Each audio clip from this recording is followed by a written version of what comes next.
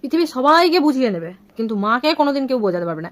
আমার মাকে video call করলে, তাকে ভিডিও কল করেছি, মানুষে এইরকম ভাবে দূর থেকে দেখে, কি দূর থেকে কথা বলে যাতে পুরো মুখটা দেখা যায়, কি এইরকম কথা বললেও শোনা যায়। তাকে কতবার বলছি তুমি এমনি কথা বলো মুখ থেকে শুনতে পাবে, তুমি এমনি কথা বলো এইভাবে শুনতে পাবে না।